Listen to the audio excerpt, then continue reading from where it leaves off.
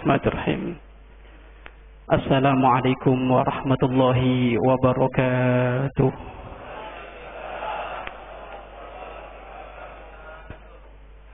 Alhamdulillahil qail wa qada rabbuka alla ta'budu illa iyyah wa bil walidaini ihsana wa sallallahu wa sallama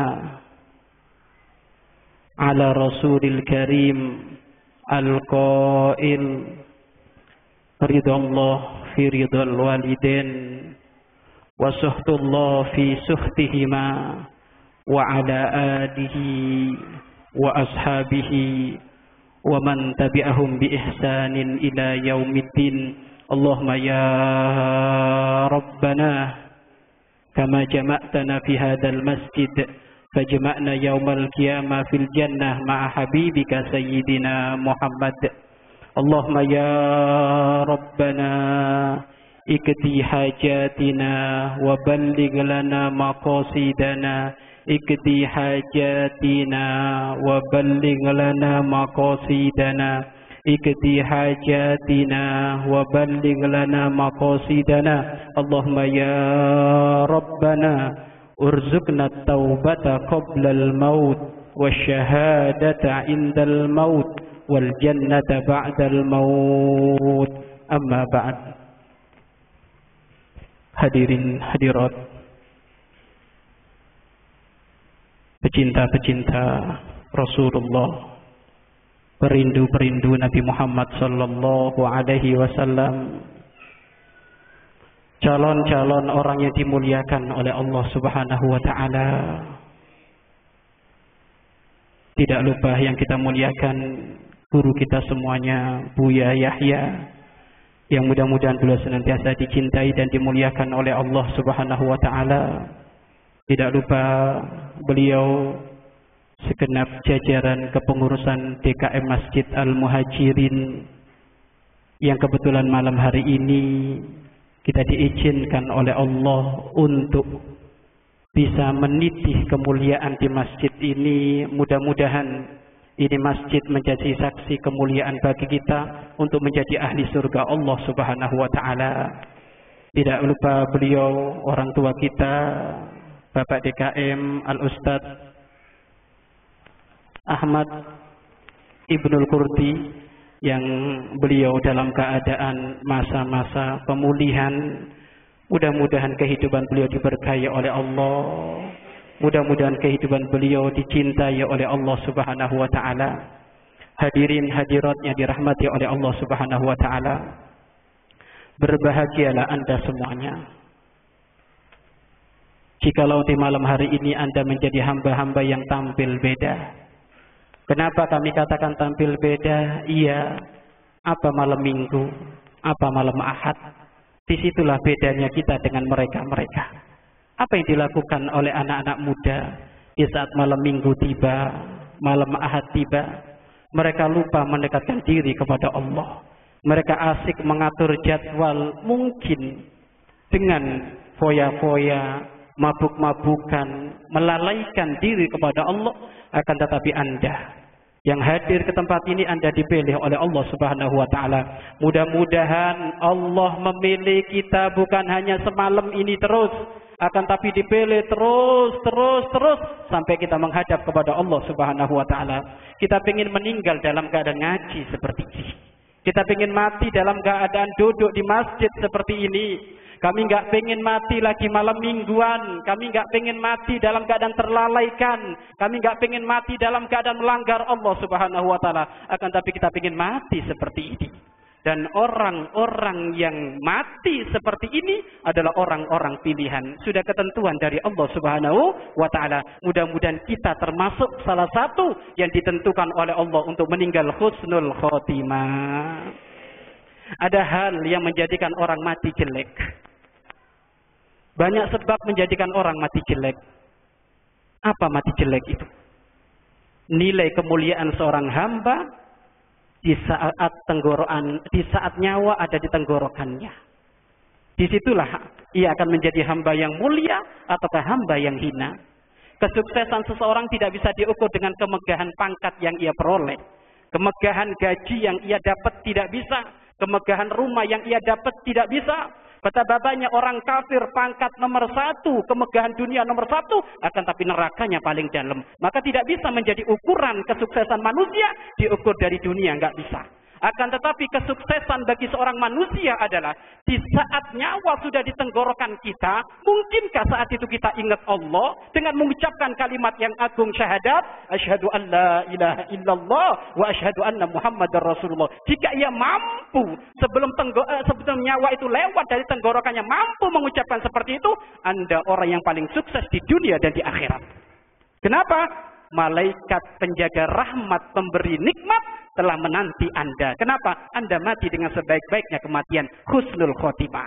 Dan inilah yang menjadikan para ulama setiap malam menangis.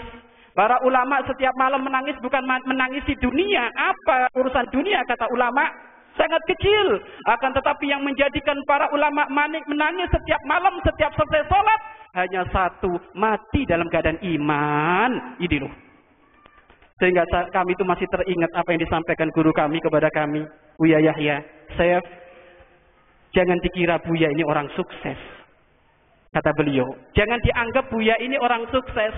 Di televisi di sana direbut, televisi sini direbut, di radio sana direbut. Oh, terus Buya. Bahkan mungkin di saat beliau datang beribuan, berjubel-jubel manusia yang ingin mendengar ceramah beliau, akan tapi beliau ngomong, belum sukses Buya ini. Buya sukses nak, kalau Buya mati membawa iman. Tuh.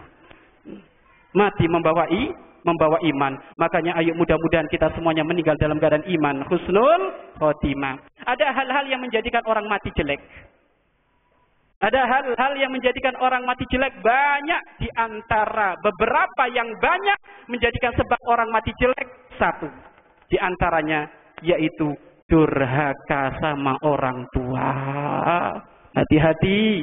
Durhaka sama orang tua menjadikan sebab orang mati dengan sejelek-jelek kematian. Durhaka kepada orang tua, hati-hati.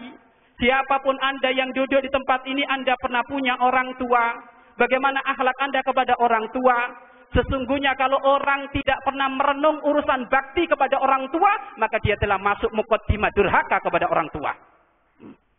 Ada orang merasa, alhamdulillah saya cukup dengan orang tua saya, ngormat cukup, saya ini saya kasih. Oh, belum. Namanya bakti kepada orang tua tidak ada habisnya. Bahkan andaikan orang tua kita mati, kita masih tetap harus berbakti. Apalagi masih hidup, apalagi masih kelihatan. Wong di saat orang tua kita meninggal, kita ini masih punya bakti kepada beliau. Ngirim doa. Dan gitu.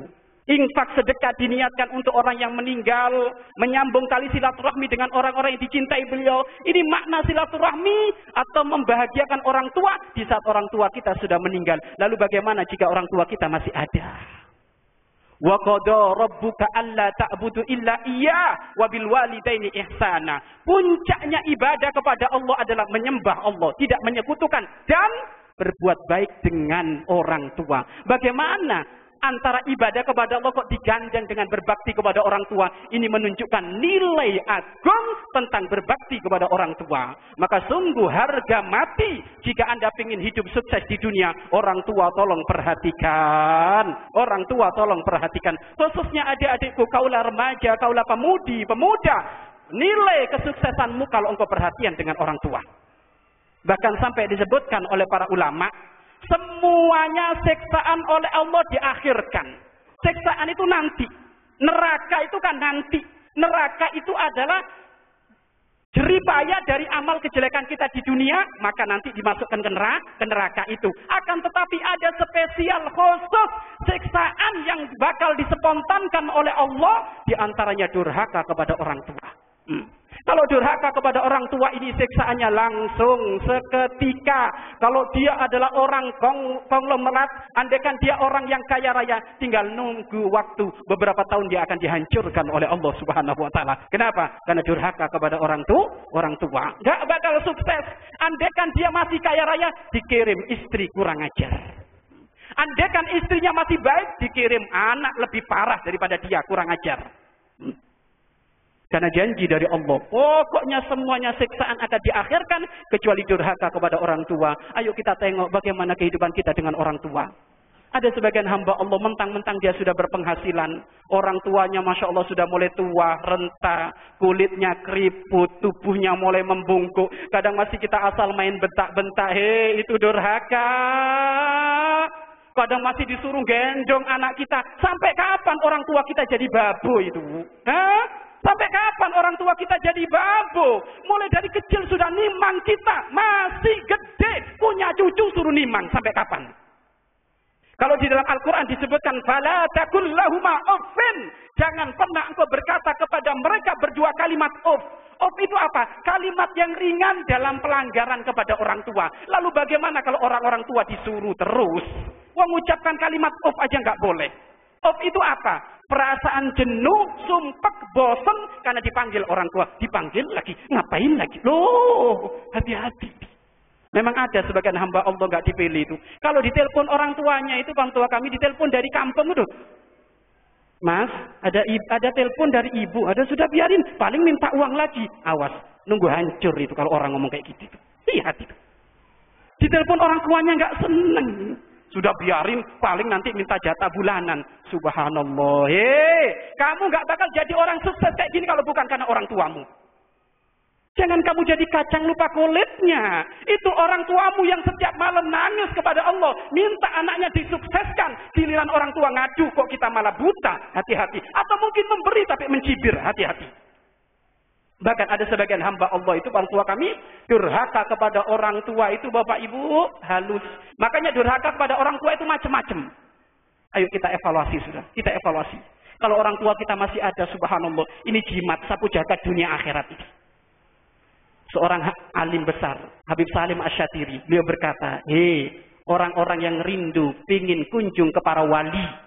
Ini biasanya kan kunjung ke ustadz yang dianggap wali, kunjung ke sana dianggap wali, ustadz, kiai, minta doa.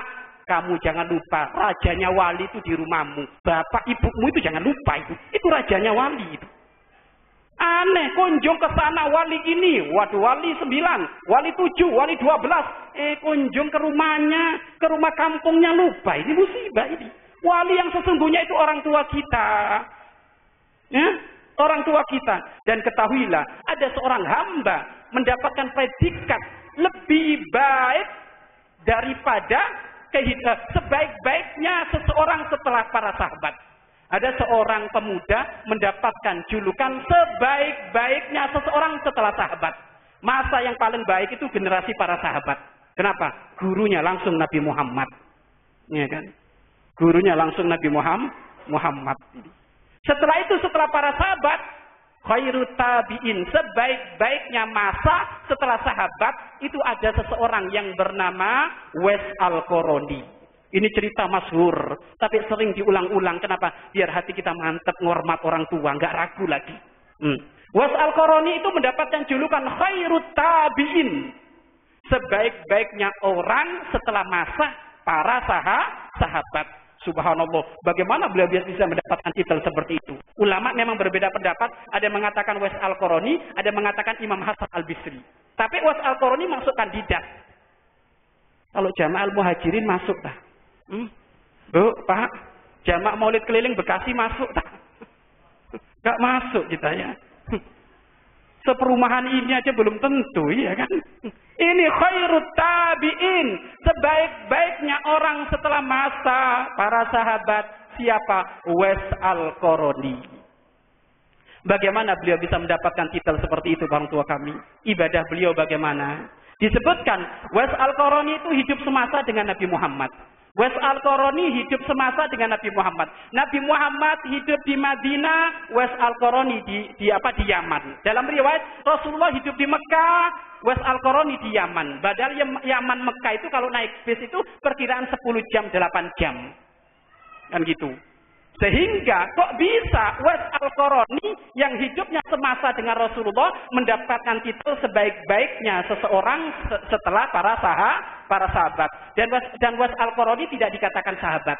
Karena syaratnya menjadi sahabat itu 3. Yang pertama, beriman kepada Nabi Muhammad. Yang kedua, hidup semasa dengan Rasulullah. Dan yang ketiga, melihat Nabi Muhammad. Nah, jadi syaratnya menjadi sahabat itu 3. Ya. Syaratnya menjadi sahabat 3. Yang pertama, beriman dengan Nabi Muhammad. Semasa tapi nggak beriman. Bukan sahabat. Siapa? Abu Jahal. Oh, ini kan musuh ini.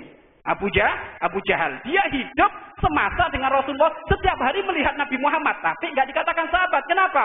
Bermasalah dengan Nabi Muhammad. Makanya syarat sahabat 3. Beriman dengan Rasulullah. Semasa dengan Nabi Muhammad. Dan melihat Nabi Muhammad. Kalau 3 syarat ini terpenuhi, maka itu dikatakan sahabat. Dan Uwais Al-Qarani belum pernah bertemu dengan Rasulullah. Tapi hidupnya semasa dengan Rasulullah. Dan dia beriman dengan Nabi Muhammad, tapi nggak pernah ketemu. Maka tidak dikatakan sahabat. Dikatakan tabi'in. Bagaimana Uwais Al-Qarani kok bisa dikatakan beliau sebaik-baiknya tabi'in? Bahkan, saking hebatnya Uwais Al-Qarani, sampai Nabi Muhammad di detik-detik terakhir beliau mau meninggal, ternyata beliau berwasiat kepada Sayyidina Umar dan Sayyidina Ali. Ya Umar wa ya Ali. Hei Umar dan Ali, tolong. Kalau ada seorang pemuda dari Yaman yang bernama Uwais Al-Qarani, kamu minta doa, pasti dikabul oleh Allah Subhanahu wa Ta'ala. Ingat, yang ajarkan minta doa siapa? Nabi Muhammad. Kepada siapa? Kepada Sayyidina Umar, kepada Sayyidina Ali. Minta doa kepada siapa? Kepada Uwais Al-Qarani. Untuk minta kepada Allah, pasti dikabul. Ini dalilnya orang tawasul. Ya, ini kalau ada orang nggak mau tawasul, ini dalilnya, ini diajarkan Rasulullah.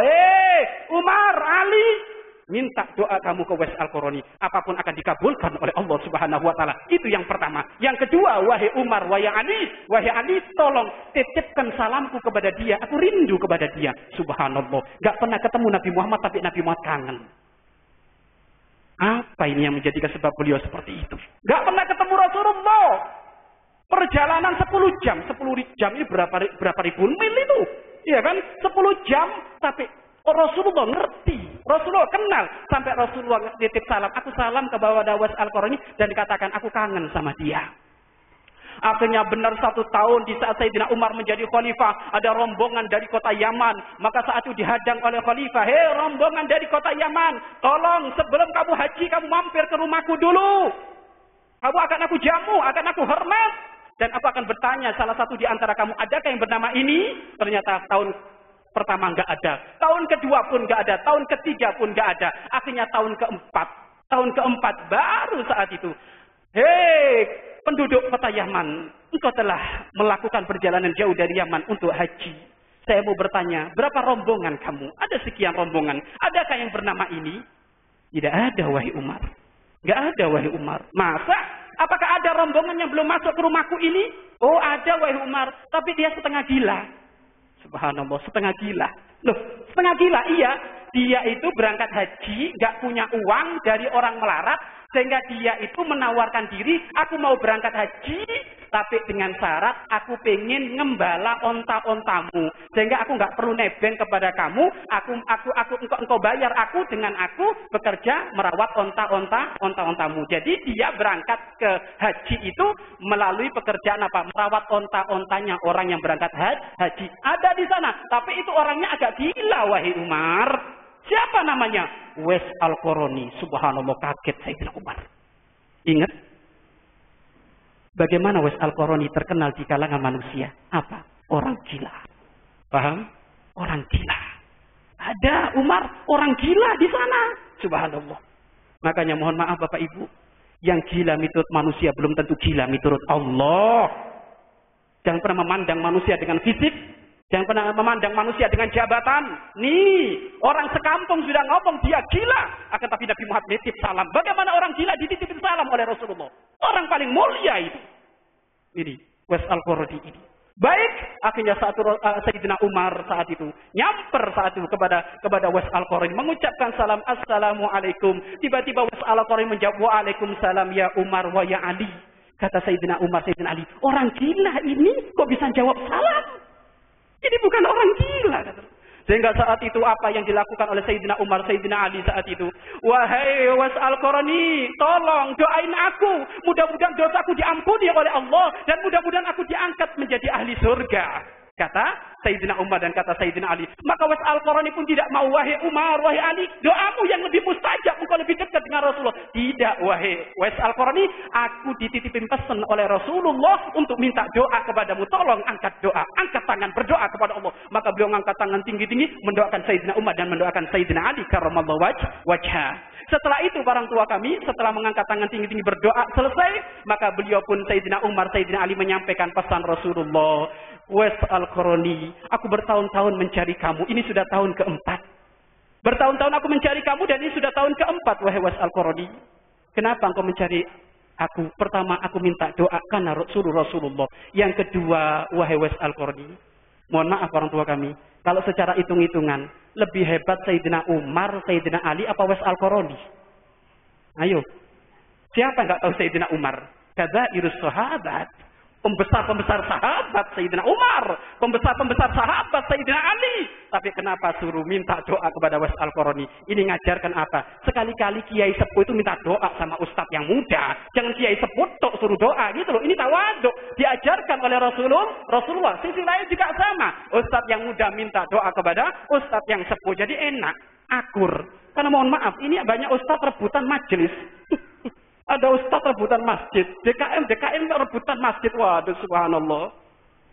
Kalau mau minta majelis nih, datang ke saya. Majelis saya Bapak Ibu setiap hari ambil. Kalau saya diambil orang malah seneng, saya nggak kelilingan gitu.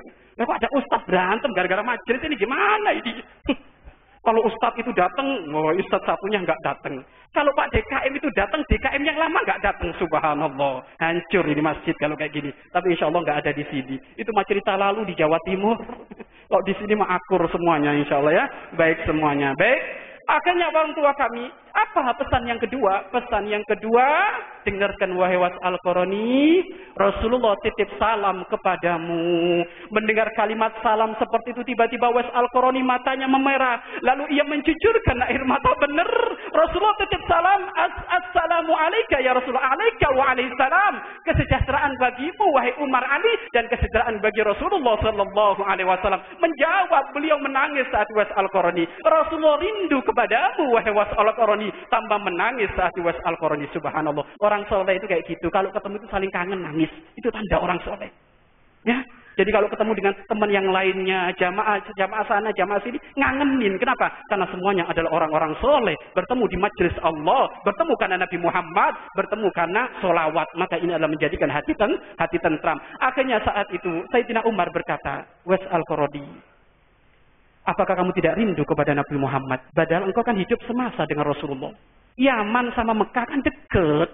Kenapa kamu nggak mau kunjung? Mendengar kalimat rindu seperti itu, tiba-tiba tubuhnya Uwais Al-Qarani bergetar. Demi Allah, wahai Umar, setiap tahun aku pasti kangen dengan Rasulullah. Bahkan aku selalu menghadang orang-orang yang berangkat haji. Karena pengen aku ketemu Rasulullah. Di saat aku menemukan rombongan jamaah haji, aku berangkat ngintel di belakang. Akan tapi pertengahan perjalanan aku pulang lagi. Di saat aku melihat orang umrah, sama aku ngintel dari belakang. Tapi pertengahan perjalanan aku pulang. Jangan ngomong aku nggak rindu. Aku sangat rindu dengan Nabi Muhammad SAW. Tapi kenapa kamu kok nggak berangkat wahai Uwais? Yang menjadikan aku nggak berangkat wahai Umar, wahai Ali, aku masih memiliki bunda di rumahku yang belum ada yang ngomong. Ternyata gara-gara bundanya dia nggak sempat berangkat haji. Gara-gara bundanya dia nggak sempat berangkat umroh, nggak ketemu Nabi Muhammad. Tapi ingat, karena dia nggak berangkat karena bundanya, Rasulullah ngejar titip salam aku kepada Uwais Al-Qarani. Subhanallah. Makanya perhatikan orang tua di sini. Perhatikan ini Uwais Al-Qarani. Maka saat itu Sayyidina Umar berkata, ya Uwais Al-Qarani, inilah yang menjadikan engkau dimuliakan oleh Nabi Muhammad. Inilah yang menjadikan engkau dirindukan oleh Nabi Muhammad. Karena engkau perhatian dengan ibumu. Yang dipikir oleh Uwais Al-Qarani siapa? Ibunya Uwais Al-Qarani sudah tua renta. Gak bisa nanak nasi sendiri. Kalau aku berangkat haji berlama-lama, siapa yang menanakkan nasi untuk ibuku? Lalu siapa yang membopong ibuku ke kamar mandi? Itu yang dipikir terus oleh Uwais Al-Qarani. Sehingga Uwais Al-Qarani apa? Lebih memberatkan ibunya daripada kekangenan kepada Rasulullah Shallallahu Alaihi Wasallam. Maka saat itulah Nabi Muhammad memuliakan Uwais Al-Qarani. Maka ini adalah kunci menjadikan keberhasilan di dunia dan di akhirat adalah bakti dengan orang tua. Makanya ayo di saat Anda punya orang tua, pulang dari tempat ini Anda benar perhatikan benar. Jadikan orang tuamu raja dan ratu di rumahmu, bukan babo. raja dan ratu di rumahmu. Memang ada sebagian orang tua kalau dilarang nggak mau ada. Tapi ingat, jangan sampai kita menikmati. Ada sebagian orang tua, umi, abah punten, nggak usah ikut-ikut kerja dapur, oh, nggak apa-apa, no, nggak apa-apa. Ya udah, karena memang beliau mau. Tapi ingat, jangan sampai menikmati. Karena mohon maaf, yang namanya durhaka kepada orang tua itu lembut, halus. Ada mungkin yang memukul, iya ada. Na'udzubillah min dzalik. Ini gimana orang tua dipukul itu? Ada. Kemarin ada orang tua ngadu, Ustaz. Anak saya itu Ustaz, kalau permintaannya nggak dikasih, ngancam. Kalau nggak ngancam pasti mukul Ustaz. Subhanallah. Ini anak apa kayak gini? Dipukul. Sehingga kalau sudah dikasih Ustaz, dia nggak sudah. Ajib. Ini. Bisa jadi anak seperti itu ya karena memang orang tuanya juga. Orang tuanya pendidikan agamanya kurang, sehingga sang anak menjadi berontak seperti itu. Ini ada.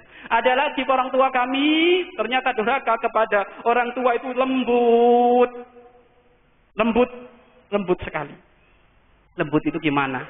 Pokoknya gini, dalam kaidah kita kepada orang tua tidak ada makna cukup, enggak.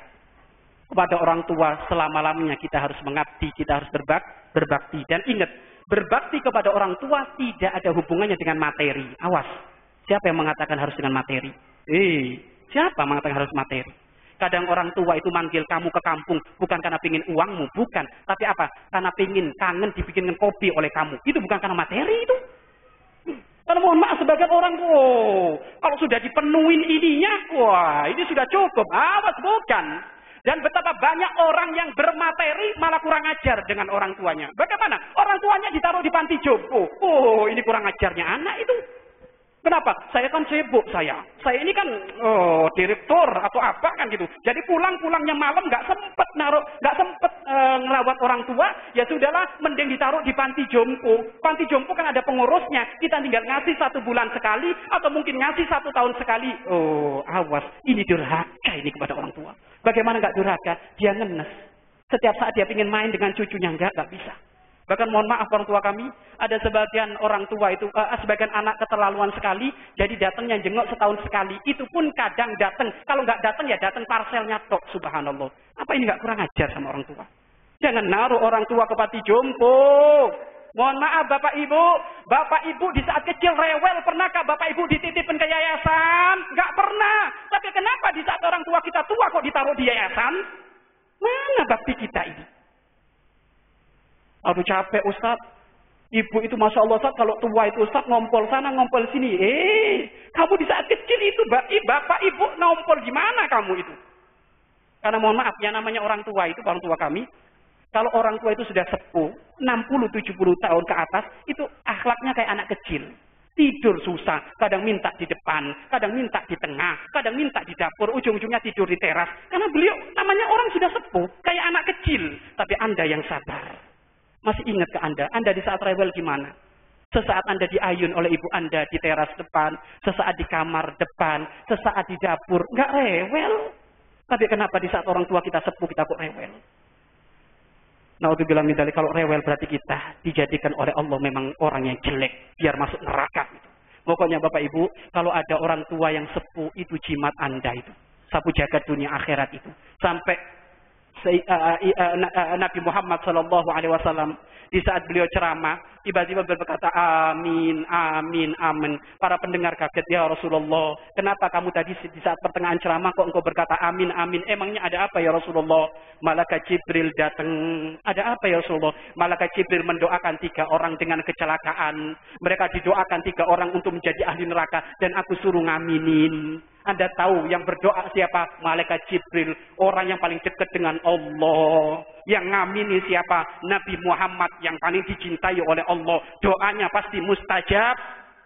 Apa doanya beliau itu ya Rasulullah? Kata para sahabat. Doanya ada 3 orang. Salah satu dari 3 orang tersebut adalah barang siapa dari umatmu yang menemukan orang tuanya tapi enggak dijadikan kesempatan ia masuk surga dengan orang tuanya, itu anak yang celaka. Mudah-mudahan dia ahli neraka. Katakan amin Muhammad. Amin. Orang tuanya masih genap di rumah, sepuh tapi enggak diperhatikan. Bahkan mohon maaf Bapak Ibu, ada sebagian anak itu Bapak Ibu kalau ditelepon orang tuanya itu malah lempar-lemparan. Orang tuanya kan di kampung, ditengok 1 tahun sekali. Tiba-tiba orang tuanya itu nelpon, nak, insya Allah Umi bulan depan sama Abah pengen nyamper ke rumahmu. Dijemput atau enggak? Ya insya Allah Mi, jemput Mi, gampang Mi, gampang. Ngomongnya gitu, gampang, kayak enak, supel gitu. Tak taunya setelah telepon ditutup, nelpon kakaknya, Kak. Abah Umi itu mau ke sini, rumah saya kan kecil. Subhanallah. Rumah kakak lah yang gede. Kan kakak kan banyak pembantunya. Kata kakaknya, Dek memang rumahku gede, banyak pembantunya. Tapi kan aku jarang di rumah. Sudah di kamu saja. Neraka semuanya itu. Ajib. Kenapa nggak berebut? Kalau memang rumahmu kecil, kamarmu yang gede, jadikan untuk Abah Umimu. Kan gitu dong. Kenapa harus lempar-lemparan kayak gitu? Bahkan ketahuilah, yang paling sukses, yang paling perhatian dengan orang tua. Sudah ini janji Allah itu. Yang paling sukses, hidupnya enak, dunia akhirat. Yang paling perhatian dengan orang tua. Makanya kalau kalau ibu atau bapak ditelepon orang tua, kok ngelempar ke kakak yang kaya raya. Kakaknya yang kaya raya terus dapat berkah. Anda yang melarat, nyungsep. Karena nggak mau nerima. Ya kan gitu. Urusan bakti nggak harus dengan materi, tapi hati yang rindu. Kapanpun orang tua membutuhkan, ayo mangga. Umi mangga, Umi kapan datang? Kalau perlu Umi nanti tak jemput ke kampung. Tapi kamu kan nggak punya mobil. Sudahlah, kalau buat Umi ada semuanya. Kayak gitu dong. Bukan malah ini lempar-lemparan. Ternyata kakaknya yang kaya raya juga ngelempar juga ke kakak. Ini ibu mana? Saya ini jadwal sekarang ke Singapura. Ini nanti nggak ketemu. Sudah kakak saja. Ngelempar lagi. Kalau perlu jadwal Singapuramu batalin demi orang tuamu. Gitu. Buya itu orang tua kami menemukan beliau itu. Ya sekilas saya menjadikan ibro pelajaran bagi kami. Menjadikan sebab hidup beliau itu kayaknya berkah dua. Beliau itu sangat dicintai orang tuanya dan beliau mencintai orang tuanya, dan yang kedua beliau dicintai gurunya. Sudah. Kalau dua orang ini, kalau ridho semuanya gampang orang tua kami. Beliau itu subhanallah, Buya itu orang tua kami sering menemukan. Beliau itu kalau mau makan apapun, ini kalau orang tua beliau itu ingin makan itu, pasti makanan itu orang tua kami nggak pernah langsung disodorkan langsung, dicicipin dulu. Mbak Kakung, namanya kan Mbak Kakung, Bauti, Mbak Kakung atau Bauti. Mbak Kakung itu ayah, Bauti ibu. Bauti, Mbak Kakung punten, ini jeruknya agak asam, ngambil lagi. Jadi cicipin dulu. Tapi kalau ada sebagian hamba Allah ini, Masya Allah, kalau ngasih kue, nunggu basi dikasihkan orang tua, apa nggak neraka itu? Subhanallah. Nggak pernah orang tua, Umi Abah mau milih mana? Nggak Umi Abah, mau milih mana? Apalagi manten pertama, waduh, kalau manten pertama lupa orang tua. Berduaan terus. Pulang malam-malam orang tua kami, pulang malam-malam. Ibu bapaknya karena ini manten pertama nunggu, takut ada apa-apa. Pulang malam-malam bawa nasi goreng bapak ibu. Ternyata apa? Nasi gorengnya dimasukin ke balik jilbabnya. Abah Umi belum pulang. Saya sudah pulang, saya ke atas dulu ya. Gak mau nawarin nasi gorengnya, subhanallah. Kok ada orang kayak gini ya? Tinggal nunggu waktu kapan dihancurkan oleh Allah. Kalau perlu Abah Umi, punten, Abah Umi pengen nasi goreng gak? Ini saya bawa 2. Abah Umi 1 bareng sama Abah Umi berdua lah, ingat-ingat manten dulu lah, ini kan enak. Saya juga berdua kan gitu, enggak, dimasukkan. Akhirnya dimasukkan naik ke atas, orang tua kan kecapean, akhirnya enggak dimakan. Besok paginya ada setengah bau, Umi Abah besok enggak usah bikin foto ya, ini sudah ada nasi, subhanallah. Bukan orang sini, orang sana. Mudah-mudahan orang sini baik semuanya dengan orang tua. Amin. Tolong perhatikan orang tua ini, Masya Allah, halus. Lembut durhaka kepada orang tua itu, hati-hati. Makanya ayo kita taruh di dalam hati kita, nggak ada puasnya kita bakti dengan orang tua. Sampai disebutkan Abdullah ibnu Mas'ud.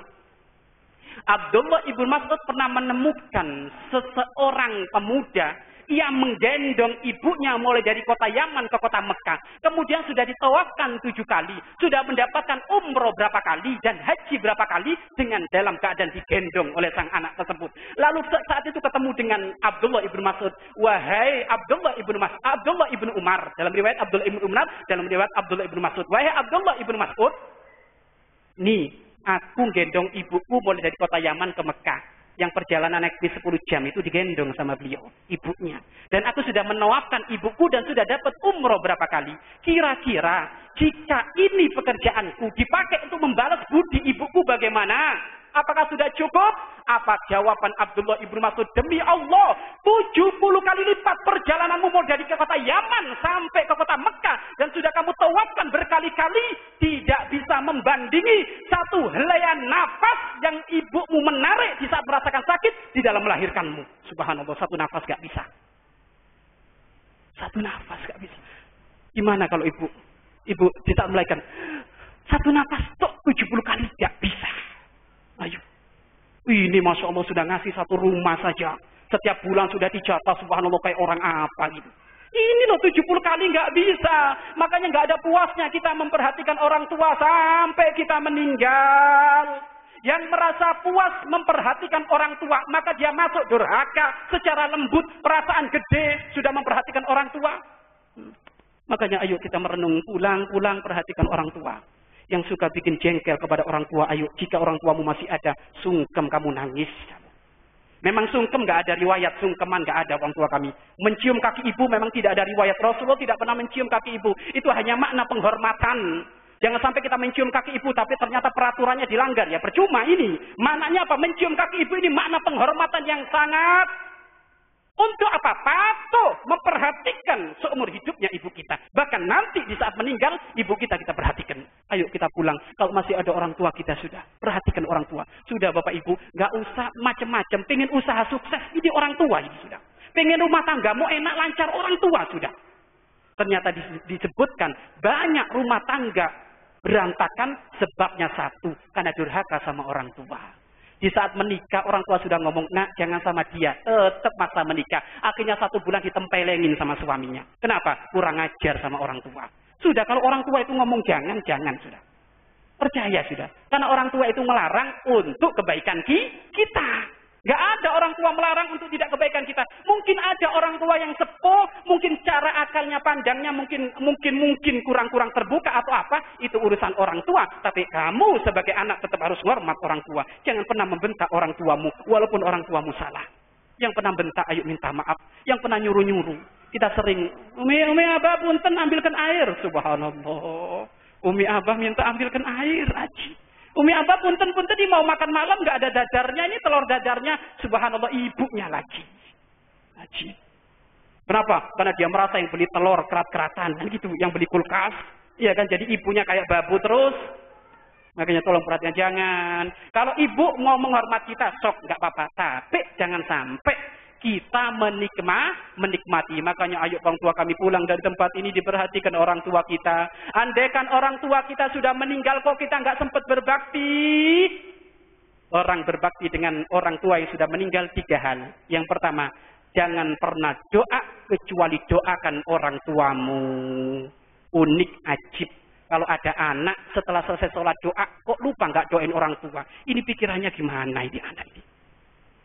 Harus orang tua nomor 1. Ya Allah, ibu bapakku sudah meninggal. Jadikan kuburannya adalah satu taman-taman dari surga. Ampunilah dosanya. Amal kebaikannya mohon diterima. Terus setiap selesai sholat itu. Bangun malam. Ini yang pertama. Yang kedua, jika punya uang lebih, rezeki, infakkan ke pesantren atau ke masjid atau ke yatim piatu atau ke fakir miskin. Niatkan pahalanya untuk diberikan kepada orang yang meninggal. Khususnya orang tua kita. Nyampe itu. Yang ketiga, sambung tali silaturahmi kepada orang yang dicintai oleh orang tua kita. Siapa? Tentunya adik kita, kakak kita, atau mungkin temannya yang jauh di sana, tetap disambung. Karena termasuk durhaka kepada orang tua itu rebutan warisan. Ini durhaka kepada orang tua. Insya Allah pada waktunya nanti kita ngobrol rebutan warisan itu. Ya, kita sekarang ngobrol tentang urusan bakti kepada orang tua. Coba lihat, Wes Al-Qarani menjadi orang yang mulia seperti itu karena perhatiannya dengan orang tua. Bapak Ibu, kalau kita hitung-hitung bakti kita kepada orang tua masih belum nyampe klimaksnya, belum. Ayo, siapa yang mungkin sudah, mohon maaf, mungkin sudah nyebokin orang tua siapa? Belum kita. Siapa yang bapak ke dapur? Belum kita. Belum. Ayo, siapa yang mungkin orang tua kita sakit sehingga mungkin empuk tanah, empuk di sini, siapa yang beresin? Atau mungkin pembantu, tolong, pembantu. Coba. Ajib. Ini tolong perhatikan, awas. Nih, surga ada di rumah kita. Jangan sampai beliau berdua menjadikan sebab kita masuk neraka. Perhatikan orang tua ini. Dan dalam urusan durhaka kepada orang tua, lembut. Ada yang mungkin nempeleng, iya, mukul. Bahkan kami kemarin dengar cerita, ada seorang anak rela membunuh orang tuanya. Kenapa? Karena minta waris gak dikasih. Ini kan kurang ajar. Warisan itu kan ada setelah matinya orang tua. Ini masih hidup kok minta waris. Gak dikasih-kasih, ditembak orang tuanya. Oh, ini memang hancur dunia ini. Hancur ini. Lah ini, ada juga yang lembut. Lembut tadi itu, kayak gitu. Gayanya sibuk. Aduh punten, saya ada bisnis nih di luar kota. Kalau Abah Umi kesini, saya takut gak ngormat. Padahal bukan di situ maknanya. Karena memangnya gak mau memang didatengin bapak ibunya itu. Bahkan subhanallah orang tua kami ini ada satu cerita yang menjadikan hati kita terharu. Mudah-mudahan menggugah hati kita untuk semakin bakti kepada orang tua. Ada seorang anak sukses. Anak sukses. Ini cerita seorang ibu yang jualan daun pisang untuk dijadikan bungkus nasi. Akhirnya anaknya ini disekolahkan sampai sekolah SD, SMP, SMA, sampai lulus dari hasil jualan daun. Akhirnya lulus S1, kemudian dapat jodoh, ternyata jodohnya adalah orang kaya raya. Akhirnya ibunya yang di kampung, ternyata ibunya sudah sepuh tua, tangannya sudah mulai keriput, banyak kelihatan saat itu urat-uratnya itu. Yang namanya orang-orang tua sepuh di kampung diambil akhirnya, diambil. Akhirnya makanlah di satu meja yang gede luas. Karena memang kaya raya, makanlah di satu meja yang gede orang tua kami. Mejanya terbuat dari marmer, pokoknya mahal, kursinya mahal sudah. Piringnya juga mahal. Akhirnya sang ibu tadi itu mau makan. Namanya ibu orang tua kami kalau sudah sepuh gimana? Ngangkat piring itu gemetar. Ya kan? Ngangkat nasi itu gemetar. Ngangkat kuah itu gemetar. Karena duduk satu dengan suaminya. Dia, anaknya, istrinya itu. Dan juga cucu-cucunya. Akhirnya ibu tadi mau makan dia itu. Ternyata nggak disiapkan makannya, ngambil sendiri. Ngambil nasi sebenarnya mau jatuh itu, tapi masuk saat itu ke tempat nasinya. Akhirnya sekarang giliran ngambil kuah. Ngambil kuah ternyata apa? Gemetar tangannya beliau karena sudah capek kerja nyari daun terus untuk kesuksesan anaknya. Akhirnya itu kuah nggak nyampe ke piringnya, akhirnya jatuh di meja yang terbuat dari marmer yang mahal itu. Satu kali dimaafkan, tapi sudah greget karena malu-maluin saja ini. Akhirnya ngambil lagi, tumpah lagi, sampai ketiga lagi. Langsung, Umi ini gimana sih? Ngambil kuah aja nggak bisa. Sudah, nggak usah makan bareng, bikinin saja di pojok sana. Subhanallah, coba lihat. Ada ini. Anak yang bebel, harusnya kamu yang ngambil kuahnya. Nasinya harusnya kamu. Gimana ini? Kok sampai orang tuanya diambilkan sendiri? Kita itu kadang lupa orang tua kami. Kalau sudah makan tuh lupa orang tua kita bagaimana. Ambilkan piringnya, ambilkan cucian tangannya, ambilkan lauk pauknya. Itu akhlak kita. Ini enggak mentang kaya raya. Kamu kaya raya itu karena jerih payah ibuku yang jualan daun itu. Akhirnya apa? Ditaruh dibikinkan meja di pojok, akhirnya dikasih piring setengah retak, neragai di anak itu. Jadi halus orang tua kami durhaka sama orang tua. Malu. Punya orang tua sepuh malu. Padahal kalau di kantor subhanallah paling supel dengan teman-temannya, paling supel. Tapi gandeng ibunya yang setengah sepuh, bapaknya setengah sepuh, setengah bongkok itu sudah malu. Ajib. Mau masuk surganya siapa? Enggak ada. Neraka itu. Anda harus bangga dengan orang tua dalam keadaan apapun. Jadi ini loh jimat saya ini. Yang menjadikan saya sukses beliau ini. Ini kenalkan, ini ibu saya, ini bapak saya. Jangan malu dong. Apalagi ada sebagian anak kuliah itu Bapak Ibu subhanallah kurang ajar bener. Ada anak-anak kuliah, anaknya orang melarat, gayanya orang kaya raya. Kalau ngirim itu orang tuanya nggak boleh masuk ke fakultasnya, nggak boleh masuk ke universitasnya. Katanya apa? Abah Umi kalau ngirim nggak perlu masuk ke universitas saya. Kasihan Abah Umi capek, ketemuan saja di halte bis. Ketemuan di halte bis orang tua kami. Ketemuan di halte bis apa? Diambil uangnya. Ya sudah Abah Umi sana pulang. Kenapa? Kalau nanti masuk ke fakultas, ketahuan bapak ibunya reot kayak gitu, malu. Subhanallah, makanya durhaka ini ayo dipikir. Jangan sampai kita menjadi durhaka kepada orang tua. Makanya halus. Durhaka kepada orang tua halus. Bahkan ada lagi ini cerita. Ada lagi cerita ini subhanallah. Ini baru-baru kemarin ini. Ada operasi polisi. Iya kan? Operasi polisi, kemudian ada mobil kayak Avanza gitu. Jok belakangnya itu dibuka. Tak taunya ada perempuan setengah baya duduk di situ. Polisinya kaget, subhanallah. Ini siapa ini? Ini ibu saya. Ibunya ditaruh di jok belakang. Coba. Subhanallah, orang gimana? Istrinya bergaya di depan, pakai AC. Ibunya kan nggak mau AC, taruh di jok akhirnya neraka itu semuanya. ibumu taruh nomor 1. Kalau perlu istrimu itu belakang, taruh di jok kalau perlu. Karena kamu nggak mungkin beristri dengan dia kalau nggak bukan gara-gara ibumu malah ibunya taruh di jok. Kenapa? Karena sudah penuh akhirnya ibunya. Wong dia mau deh, kan kurang ajar. Maunya itu karena terpaksa, takut nggak diajak. Ini kemarin kejadian. Makanya sudah lembut durhaka kepada orang tua. Ayo perhatikan orang tua ini. Sudah perhatikan. Anda harus paling senang kalau Anda diaduin orang tua. Harus paling senang. Kenapa? Anta wa maluka li abik, kata Rasulullah. Kamu dengan hartamu miliknya orang tua. Kalau kamu diaduin orang tuamu paling senang. Ditelepon Abah Umi, Masya Allah, tumben nelpon, ada apa Abah Umi, ada yang bisa dibantu, jadi seneng. Kan gitu. Nah, punten nak, listriknya belum dibayar. Siap Umi, akan kita bayar. Kan gitu. Tapi ada sebagian orang tua kami, belum diadu ibu apa ibu, mohon maaf gak ada uang, tanggal tua. Duh, ini ajib ini kalau kayak gini. Andai kan kamu gak punya uang, atau uang kamu pas-pasan, kamu ngomong, Abah Umi lagi butuh uang ya. Iya, Abah Umi, di ATM saya ada uang, tapi saya punya keperluan Abah Umi, perlu bayar ini, perlu bayar itu. Kira-kira ditunjuk Abah Umi apa? Kan enak, nanti beliau yang mutusin. Nggak perlu kita sembunyi-sembunyi. Abah Umi di ATM nggak ada, padahal ada 10 juta. Melarat setelah itu.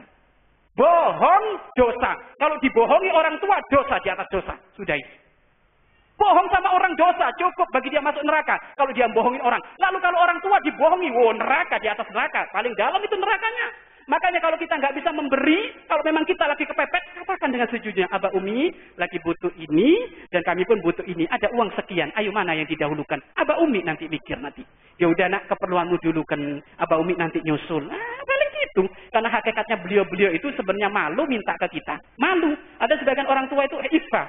Harga dirinya itu tinggi. Sehingga ngemis ke anaknya nggak mau.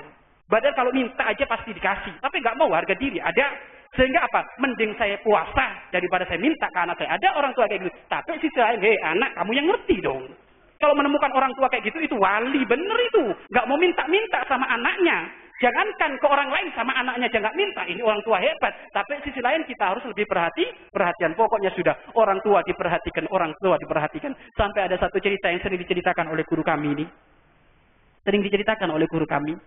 Durhaka sama orang tua itu ada yang halus orang tua kami. Ini sering diceritakan oleh guru kami yang sengaja kami ulang-ulang biar tambah kokoh hati kita. Ada seorang ibu punya anak 5, sukses semuanya anaknya. Satunya pengusaha, satunya jadi dokter, satunya jualan ini, buka toko ini, subhanallah. Tiba-tiba ibunya sakit. Sakit, harus diopname, masuk ke rumah sakit. Ternyata nggak cukup 1 minggu, 2 minggu, hampir sampai 1 bulan. Karena saking perhatian 5 anak ini, akhirnya 5 anak ini milih cuti. Subhanallah, milih cuti. Sampai ibunya ngomong, nak kamu kerja, gantian. Enggak Umi, kesehatan Umi segala-galanya. Kami tidak akan menjadi ini kalau bukan karena Umi. Sudah biarkan kami yang menjaga 5 ini. Enggak mau ngambil cuti, padahal mereka semuanya punya usaha yang makmur. Enggak mau cuti. Kenapa? Ngambil cuti karena perhatian dengan ibunya, sehingga ada yang mijit kakinya, ada yang ngipasin, ada yang bagian cerita. Subhanallah, hampir 1 bulan berjalan itu, alhamdulillah sang ibu semakin baik. Tiba-tiba ada di antara mereka, salah satu di antara mereka, anak yang paling akhir, anak yang paling bungsu, tiba-tiba memberanikan diri kepada dokter, nyamper ke ruangan dokter. Dok, punter, keadaan ibu haji ini bagaimana? Oh subhanallah, ibu haji, ibumu itu ya? Iya, semakin baik. Kira-kira kapan boleh pulang dok? Kayaknya kalau sekarang hari Sabtu, ya Senin lah. 2 hari lagi ngabisin infus, biar benar-benar terasa sehatnya. Oh gitu dok? Iya, seneng ini adiknya. Akhirnya adiknya datang ke kamar ibu. Akhirnya menceritakan kepada kakaknya, kakak ada kabar gembira kakak. Apa? Ibu kita 2 hari lagi boleh pulang kakak. Bener, iya, barusan saya nyamper ke ruangan dokter. Bener boleh pulang? Iya boleh pulang. Alhamdulillah ibunya dipeluk, diciumin, seneng karena ibunya sudah sembuh. Tiba-tiba anaknya yang tadi nyamper ke dokter tadi ngomong, kakak lupa tak? Rumahnya ibu kan 1 bulan hampir ditinggal. Itu kan siapa yang bersihkan itu? Yang beresin siapa? Kalau boleh diizinkan kak, saya pulang dulu. Biar sekarang saya hari Sabtu pulang. Saya biar beres-beres hari Minggu, hari Senin. Karena kan kamarnya ibu tentunya kotor. Gak ada yang nyapu, lantainya gak ada yang ngepel. Akhirnya kata adiknya, pinter kamu. Dia sana pulang kamu. Pulang, iya kan? Hari Ahad, beres-beres rumah. Hari Senin beres-beres rumah, Senin sore ibunya datang. Kebetulan dia lupa nggak ngaktifkan HP. Tak taunya orang tua kami, bagaimana?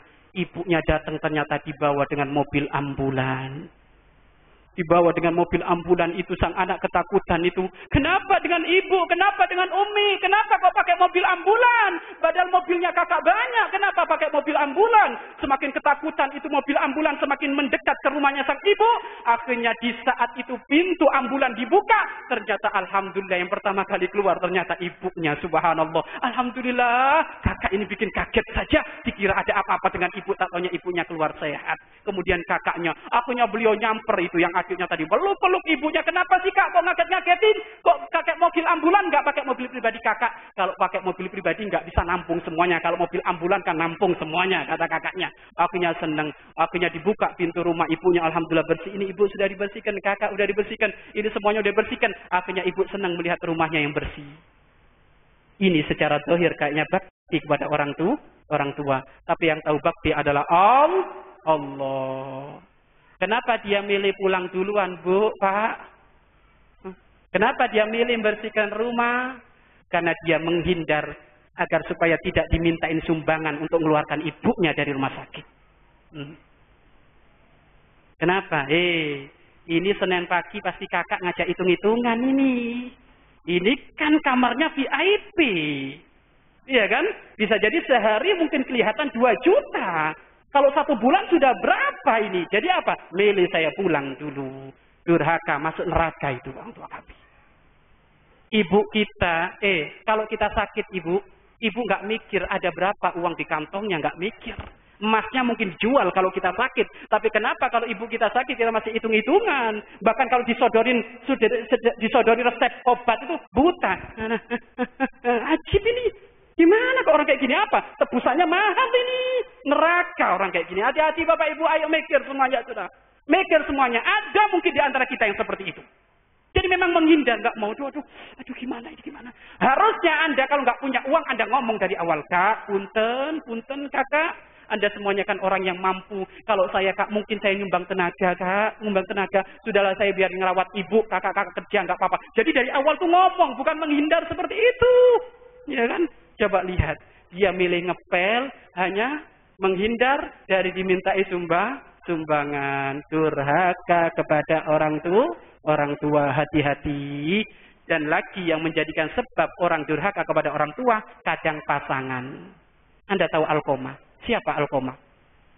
Sahabat Rasulullah. Alqamah. Anda tahu ceritanya Alqamah. Disebutkan, Alqamah itu tidak pernah sholat kecuali di belakang Rasulullah. Berjamaah terus dengan Nabi Muhammad. Alqamah ini. Beliau tidak pernah melewati 1 hari kecuali infak sedekah. Infak sedekah Alqamah. Tapi kenapa mau mati ngucapin syahadat kok susah? Mau mati ngucapin syahadat susah. Padahal setiap hari jamaah di belakang Rasulullah. Setiap hari infak dan sedekah. Ngucapin syahadat aja susah. Sampai sahabat memanggil Rasul. Ya Rasulullah. Kenapa Alqamah ya Rasulullah suruh ngucapin syahadat kok susah? Disamperin saat itu oleh Rasulullah. Qul asyhadu an la ilaha illallah. Akan tapi Alqamah berkata tidak lebih daripada itu. Akhirnya Rasulullah memikir.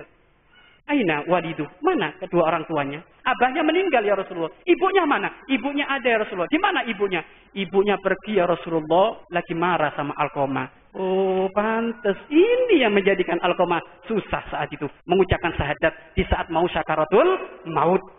Akhirnya ibunya disamperin saat itu oleh Sayyidina Abu Bakar dan Sayyidina Ali. Disamperin. Ibu, tolong kamu datang kepada Alqamah. Alqamah lagi syakaratul maut. Anakmu. Kata ibunya, enggak, biarin dia mati. Aku sakit hati. Subhanallah. Bagaimana kok ibu sampai merasa seperti berarti keterlaluan ini. Kurang ajarnya Alqamah ini. Enggak. Sudah biarin mati saja. Ibu, ini Rasulullah yang nyuruh. Karena Rasulullah yang nyuruh, datang beliau. Kata Rasulullah, ibu lihat anakmu ini susah ini. Mau mengucapkan syahadat susah ini. Tolong dimaafin. Enggak ya Rasulullah. Keterlaluan Alqamah ya Rasulullah. Baik kalau kamu nggak maafkan Ali Abu Bakar, ambil kayu bakar, dibakar saja hidup-hidup Alqamah daripada dibakar di neraka tadi. Suruh bakar hidup-hidup, api dinyalakan, Alqamah mau dilempar. Akhirnya hati seorang ibu terenyuh. Hati seorang ibu mana sejengkel-jengkelnya tega melihat anaknya dibakar hidup-hidup? Nggak ada. Tidak ada. Makanya baik ya Rasulullah, aku maafkan Alqamah ya Rasulullah. Nina, aku ridho sama kamu nak. Nina, aku maafin kamu nak. Mendengar kalimat maaf seperti itu, tiba-tiba Alqamah menoleh kepada ibu sambil tersenyum. Lalu mengucapkan syahadat, asyhadu an la ilaha illallah wa asyhadu anna Muhammad Rasulullah. Seketika itu Alqamah meninggal. Dapat ridho orang tuanya. Ditanya oleh Rasulullah, kenapa engkau marah dengan Alqamah? Ada apa? Kenapa engkau marah dengan Alqamah? Dijawab oleh ibunya, ya Rasulullah, sebelum Alqamah menikah, perhatiannya sangat dengan aku. Tapi setelah menikah, lupa. Coba lihat ini. Jadi apa-apa yayangnya, istrinya. Apa-apa yayangnya, istrinya. Apa-apa yayangnya, istrinya. Lupa ibunya. Sehingga apa? Ya Rasulullah, saya sakit hati ya Rasulullah. Saya merawat dia mulai dari kecil kok balasan seperti ini. Andai kan dia pamit punten nggak bisa, itu mungkin kami izinkan. Tapi ini sudah cuek ya Rasulullah. Jadi yang menjadikan sebab itu Alqamah mau mati dalam keadaan jelek. Karena durhaka kepada orang tua, perhatiannya berubah sebelum punya istri sama setelah punya istri. Makanya kaidah Bapak Ibu, kaidah. Di dalam rumah tangga kalau ingin berkah, maka ibu harus punya kaidah. Jadikan suami ibu untuk semakin bakti kepada orang tuanya. Bukan orang tua kita, orang tuanya. Pokoknya ibu ngajarkan kepada suami agar suami bisa berbakti dengan orang tuanya. Makanya sesaat ibu mungkin bingkis amplop bingkis. Abah, ini abah titip. Buat siapa? Buat ibu di kampung, kirim abah, transfer abah. Oh, ini menjadikan semakin cinta itu suami. Atau mungkin suami juga sama. Suami, ini dengar. Suami harus punya konsep keberkahan dalam hidup. Jadikan istrimu harus bakti kepada orang tuanya. Sesaat bapak mungkin bikin oleh-oleh apa kan gitu, apa belikan freezer tak apa. Ini buat siapa? Abah, ini buat siapa? Freezer kan sudah punya. Nih ibumu di kampung belum punya freezer. Masya Allah, ini mah haba paling ampuh. Ya. Jadi kalau mau naruh cinta kepada pasangan kita itu paling gampang orang tua kami. Orang tuanya diperhatikan itu semakin cinta nanti. Ada orang datang Bapak Ibu kepada kami, Ustaz, saya minta ajian mahabbah. Biar istri saya semakin cinta kepada saya. Ini ada orang kayak gitu. Ajian mahabbah kataku. Jadi wirid. Saya minta. Nih denger Pak. Mohon maaf. Mertua Bapak setiap bulan disantunin enggak? Gitu kan. Enggak pernah. Terus selama ini suka ngajarin enggak istri nelpon? Enggak pernah Ustaz. Malah sering saya marah kalau nelpon orang tua. Ini enggak bakal ada mahabbah kalau kayak gitu. Coba setiap bulan disantuni mertua. Setiap hari diingatkan suruh nelpon, otomatis istri akan jatuh cinta. Karena hakikatnya hatinya istri sambung kepada orang tuanya. Hatinya suami sambung kepada orang tuanya. Makanya kaidah Bapak Ibu, ayo mulai sekarang pulang, ajarin pasangan kita untuk bisa bakti kepada orang tuanya. Tapi memang dasar ada, suami ahli neraka itu ada. Istri ahli neraka itu ada. Kemarin ada datang orang kepada guru kami, seorang laki-laki. Datang, Buya, saya mau nanya Buya. Buya, kalau saya ngasih uang kepada ibu bapak saya di kampung tanpa sepengetahuan istri, itu hukumnya gimana Buya? Kata suami itu. Padahal suaminya keker, tapi takut sama istrinya ya. Ajib ini. Emangnya istrinya lebih keker daripada suaminya itu. Ajib ini ada gitu. Keker katanya, brewok, kumisen, tapi takut. Sampai nanya. Akhirnya Buya ngomong, itu uangnya siapa? Uang saya Buya. Kalau uang kamu mah terserah. Mau kamu bagi-bagikan di pasar boleh. Karena itu uang kamu. Tapi kalau uang istri kamu ya kamu harus minta izin. Itu uang saya Buya. Oh ya udah. Emangnya kenapa kalau ketahuan istrimu? Jawab itu bapak. Ya Allah Buya. Kalau ketahuan istriku 1 bulan cemberutnya nggak selesai. Oh ini pakai kerudung ahli neraka dia. Iya kan? Lu gimana suaminya mau transfer uang untuk keperluan bapak ibunya kok malah cemberut 1 bulan? Kalau perlu dikontrol, Abah Umi mau abang mau transfer ya berapa? 300.000 kurang 30 juta Abah. Nah, harus gitu dong. Ya iya keberkahan deh. Bukan malah tambah dikurangin, iya kan? 300.000 kebanyakan, 50.000 saja, subhanallah. Ini neraka ini. Gimana nggak neraka? Wong ngajarin suami mutus silaturahmi. Bahkan ada seorang istri itu orang tua kami kalau didatangi saudara suaminya itu, aduh kulkas habis nanti itu, ada gitu. Ajib, harusnya dibuka nih apa adik mau ngambil apa kulkas sok, mau ngambil di toko sok, harusnya gitu. Kenapa? Karena ini saudara dari suami kita. Ternyata kejadian itu bukan suami tok. Seorang istri juga datang kepada guru kami, Buya. Buya, saya mau nanya, saya seorang perempuan, Buya. Kadang saya itu setiap bulan nyantuni adik-adik saya. Karena ibu di kampung nggak mampu, akhirnya yang menopang kebutuhan adik-adikku saya. Tapi tanpa sepengetahuan suami. Bagaimana hukumnya, Buya? Sama. Buya juga jawab, itu uangnya siapa? Uang saya, Buya. Kalau uang kamu terserah. Tapi emangnya kenapa kalau ketahuan suamimu? Marah, Buya. Berarti sama. Ini suami ahli neraka. Sudah cukup ya. Ahli neraka itu biar nggak penuh gitu orang tua kami. Yang penuh surga saja. Makanya ayo mulai sekarang ya berubah. Orang tua kami ya diperhatikan orang tua diperhatikan. Baik, inilah barangkali renungan sejenak, sekilas, sedikit, sekelumit tentang berbakti kepada orang tua. Jadi tidak ada selesainya urusan bakti kepada orang tua. Ayo sekarang merenung, pulang. Jika orang tua kita masih ada, ayo kita minta maaf kepada beliau. Minta maaf kepada beliau. Dan saat kami tutup satu cerita terakhir. Kami tutup. Ini kejadian nyata ini. Kejadiannya di Saudi Arabia. Jadi ada seorang suami istri. Seorang suami istri. Tinggal dengan ibunya. Yang menjadi anak ibunya itu sang suami. Punya anak 3. Akhirnya apa? Masuk ke toko emas. Masuk ke toko emas. Akhirnya beli, istrinya dibelikan emas, anak-anaknya dibelikan emas. Sehingga tinggal sisa, kalau nggak salah itu mungkin sisa 100 real lah. Dari uang beli emas itu. Ternyata sama tukang jual emasnya nggak dibalikin. Akhirnya sang suami, sang anak ibu tadi ngomong, mana? Kan ada sisa 100 real, kok belum dibalikin? Katanya. Mana 100 realnya? Nggak ada sisa. Loh kenapa nggak ada sisa? Itu ibu setengah bayar tadi ngambil juga emas. Siapa itu? Ibu. Ibu tua pakai emas, taruh. Subhanallah. Ibu tua pakai emas, taruh katanya. Akhirnya ditaruh saat itu. Diambil uang 100 real. Sang istri marah. Istrinya tadi marah. Abah, nggak boleh bentak ibu. Nggak boleh menjadikan ibu sakit. Abah nggak boleh ngomong kayak gitu. Berapa sih 100 real? Kalau ibu marah, ibu nanti jengkel. Siapa yang gendong anak kita, Abah? Coba lihat. Coba belanya itu loh orang tua kami. Kalau ibu nanti marah, jengkel, ngambek. Siapa yang gendong anak kita? Coba lihat. Belanya bukan bela sebenarnya kalau bukan anak itu. Makanya tolong orang tua kami sudah, kalau ibu kita minta emas, kalau Anda punya, kasih.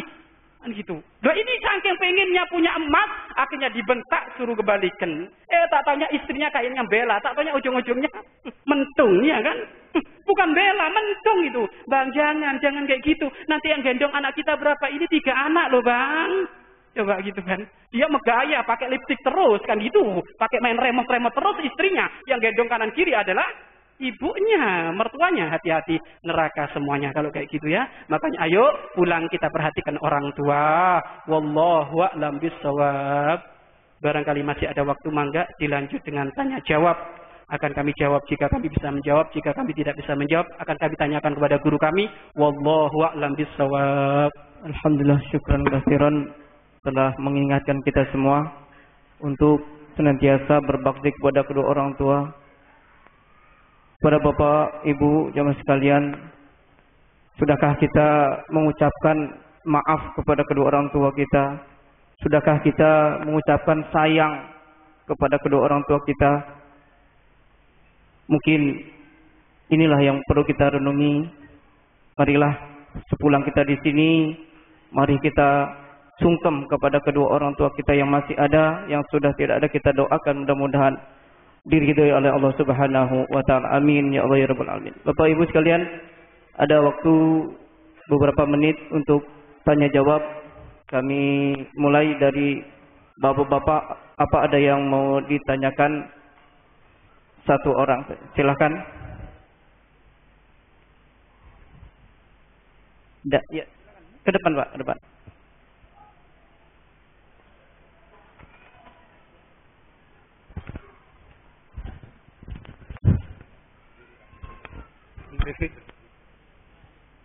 Assalamualaikum warahmatullahi wabarakatuh. Waalaikumsalam warahmatullahi wabarakatuh. Sebelumnya mohon maaf Ustadz, ada yang ingin saya tanyakan. Yang pertama, tidak sedikit sekarang ya, ada sepasang suami istri mempunyai anak dan anaknya itu yang rawat orang tuanya, orang tua dari istri atau orang tua dari suami, itu bagaimana? Bahkan dirawat mungkin sejak dari bayi, umur 3 bulan sampai besar lah, 5 tahunan gitu. Terus yang kedua, hukumnya bagaimana ketika masih terdengar suara azan melakukan salat sunnah? Itu hukumnya bagaimana? Itu saja.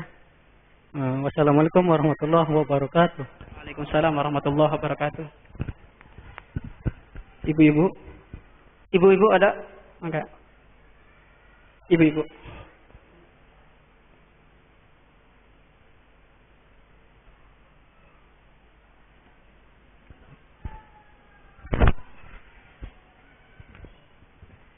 Assalamualaikum warahmatullahi wabarakatuh. Waalaikumsalam warahmatullahi wabarakatuh. Sebelumnya saya mohon maaf Pak Ustadz, saya mau bertanya, bagaimana seorang anak korban perceraian kedua orang tuanya, lalu anaknya diasuh oleh kakek neneknya sampai besar hingga bisa mencari uang sendiri. Bagaimana Pak Ustadz anak tersebut berbakti kepada kedua orang tua sedangkan orang tuanya tidak mengasuh dari kecil? Baik, cukup. Mau nanya? Ini ada lagi ini satu ini.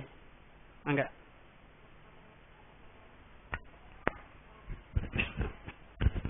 Bismillahirrahmanirrahim. Assalamualaikum warahmatullahi wabarakatuh. Waalaikumsalam warahmatullahi wabarakatuh. Pak Ustadz, yang sedikit jadi ganjalan saya, kebetulan saya dari 3 bersaudara Ustaz. 3 bersaudara. Kebetulan 3-tiganya itu udah hijrah. Apa? Dari hijrah. Dari kebetulan saya tinggalnya di Indramayu Ustaz. Jadi hijrah 3-tiganya ke Jakarta, 1 di Cikarang, dan kebetulan tinggal ibu sendiri. Karena saking jomponya, kadang-kadang kita berebutan untuk pelihara. Tapi karena sudah masuk uzur, orang tua bersikeras untuk tinggal di kampung. Yang jadi dilema kita anak-anaknya itu akhirnya bingung karena punya kesibukan masing-masing dan orang tua ingin tinggal di kampung. Mungkin ada solusinya Ustaz. Jangan sampai kita sebagai anak melalaikan orang tua. Itu aja Ustaz. Terima kasih. Wassalamualaikum warahmatullahi wabarakatuh. Waalaikumsalam warahmatullahi wabarakatuh. Baik, pertanyaan pertama adalah bagaimana Ustaz ada sepasang suami istri yang anaknya dirawat oleh ibunya. Mungkin ibu mertuanya atau mungkin ibu kandungnya sendiri. Intinya gini orang tua kami, pokoknya kita nggak menikmati. Kalau beliau pengen ngambil, namanya cucu, memang ya kadang ibu itu kayak gitu. Kalau melihat cucunya nggak beres, nggak cepat dimandikan, kadang tanggep, iya kan? Tapi ya jangan setiap hari dong tanggep terus kayak gitu kan gimana yuk? Harus ada makna kerinduan dong. Akhirnya apa? Sudahlah, dikelewat aja lah. Pokoknya kalau jam 4 sore kelewat pasti Umi yang ngambil. Wah, kalau kayak gitu berarti kurang ajar ini. Iya kan? Jadi pokoknya jangan ada makna menikmati. Akan tapi kalau ibu ngomong sudahlah nggak apa-apa lah, sekalian saya ngomong daripada saya pagi nggak ada kerjaan tidur, apa yang mending ngomong cucu. Loh kalau seperti itu nggak masalah. Tapi pada intinya, andai kan nggak ada ibu kita siap, gitu loh. Jadi pokoknya nggak boleh menikmati. Apalagi di saat ibu sakit kok masih disuruh suruh gendong cucu, suruh beresin ini, ini nggak boleh. Pokoknya orang tua kami, ibu di rumah yang ikut dengan kita nggak dikasih tugas apa-apa sudah. Jangan sampai ada ngomong, ibu mohon maaf tugas ibu ini loh, nggak ada kayak gitu. Semuanya kita. Tapi kalau beliau pengen bantu, yang namanya orang, ada memang orang tua kami, saya itu pernah, ibu saya itu tak bawa dari kampung ke pondok. Ya kan, tak bawa kampung ke pondok. Jadi apa-apa diladeni santri. Akhirnya apa? 3 hari minta pulang katanya. Sumpek gak bisa masak katanya gitu. Yang namanya orang tua kan itu. Kalau di sana enak, kalau mau masak dadar sendiri. Ini sekarang apa? Makan santri ini. Enggak lah, ibu pulang aja loh. Kalau seperti itu ya sudah, sementing kita tawarkan gitu loh. Tapi kalau beliau memutusin tetap di kampung ya bismillah, tidak masalah. Tapi tetap kita perhatikan. Mungkin bulanannya seperti apa, bayar listriknya. Jangan sampai kebutuhannya di sana tidak terpenuhi. Atau bahkan di saat beliau minta sewaktu-waktu pulang, Anda pulang. Nah, ini sekaligus pertanyaan yang terakhir ini ya. Jadi intinya Anda sudah menawarkan, Umi, Abah puntenlah, daripada di kampung kan jauh dengan kami, ayo mungkin dengan kita. Nanti kan ada sama istri, ada sama, enggak nak, saya di kampung saja.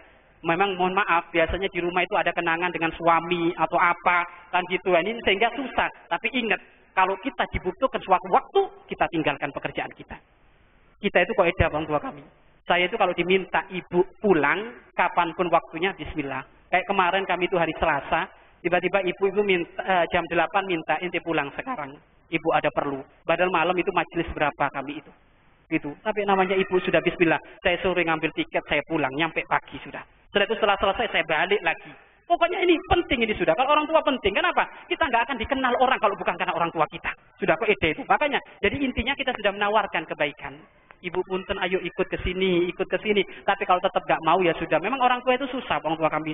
Perasaannya itu susah. Malah kadang memang lebih senang sendirian. Memang ya lebih itu mengenang masa-masa beliau dengan suaminya, mengenang kita kecil sehingga nggak mau meninggalkan rumah pusakanya. Barangkali kan gitu. Jadi nggak masalah. Yang penting kalau ibu perlu apapun diperhatikan ya. Seperti itu. Dan jangan lupa setiap malam kita ngadu kepada Allah, nangis, ya Allah ibuku yang di kampung, ya Allah perhatikan kami yang jauh di sini, ya Allah hanya bisa menitipkan doa. Lah ini setiap malam minta kepada Allah Subhanahu wa taala ya. Baik seperti itu. Jadi intinya tadi nggak boleh menikmati. Tapi kalau beliau sendiri sukarelawan nggak masalah.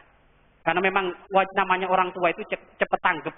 Orang tua itu cekatan. Orang tua itu nggak pingin ini, nggak pingin itu berantakan. Pasti diselesaikan. Tapi sisi lain kita nggak boleh menikmati. Kalau menikmati berarti ada pemanfaatan. Kalau sudah ada pemanfaatan maka ini durhaka. Wallahu a'lam bishawab. Terus yang kedua tadi apa?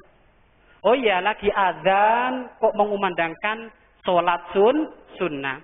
Jika adzan dikumandangkan, kita dianjurkan untuk mendengar adzan, tidak boleh melakukan apapun. Karena adzan itu sunnah untuk didengar dengan syarat adzannya bukan lebay. Mohon maaf ini. Ada adzan lebay itu gimana Ustaz? Adzan sampai 15 menit, ini kan kurang kerjaan ini. Waduh, ini nggak ketemu ini. Makanya dalam ilmu fikih itu disebutkan adzan itu nggak boleh lama-lama. Sampai setiap panjang kalau 15 harokat berarti 7 alif itu nggak boleh kita dengar. Jadi adzan itu dengan singkat. Makanya ada ilmu fikih adzan itu. Coba bayangkan sekarang ayo. Nih, ini ada sekolah formal. Belajar agama kan satu minggu mungkin sekali. Gara-gara adzan ke-stop. Sudah belajar agama 1 minggu sekali 45 menit, ada adzan kita harus dengar adzannya 15 menit, setengah jam ngajar jadinya. Iya kan? Makanya sudah adzan dianjurkan singkat, tidak boleh panjang-panjang. Sewajarnya. Allahu Akbar, Allahu Akbar, Allahu Akbar, Allahu Akbar. Asyhadu an la ilaha illallah. Asyhadu. Jadi cepat. Kalau adzan sampai 5 menit, 10 menit, enggak sunnah kita dengar, Anda lakukan aktivitas. Kenapa? Adzannya keluar dari konsep fikih yang diajarkan oleh ilmu fikih. Karena ada sebagian gitu. Waduh, ini nggak ketemu ini. Kalau kayak gini ini. Ya, jadi mohon maaf. Jadi adzan ada adabnya, adzan ada ilmunya. Coba di Al-Bahjah itu semuanya adzan singkat. Tapi bukan buru-buru loh. Bukan buru-buru, enggak. Memang pas. Bahkan kalau Buya ngomong siapa itu adzan. Wah, pokoknya kalau adzan lama pasti orang baru itu. Iya, itu pasti orang baru itu. Jadi ketahuan di Al-Bahjah itu. Kalau adzannya lama, ini bukan santri ya? Iya Buya, orang baru itu. Itu. Jadi kalau santri sudah ngerti. Jadi adabnya adzan, akhlaknya itu tidak boleh berlama-lama. Tidak boleh sampai 15 harokat atau 7 alif. Waduh, ini kayak apa? Kalau mau 7 alif, ya itu korek itu. Iya kan? Korek, jangan adzan itu, iya kan? Kasihan ini. Apalagi di zaman sahabat, bagaimana ya orang tua kami? Zaman sahabat itu Bapak Ibu, di saat adzan yang tadi mau nyangkul sawah, kalau adzan beliau diangkat ini. Diem.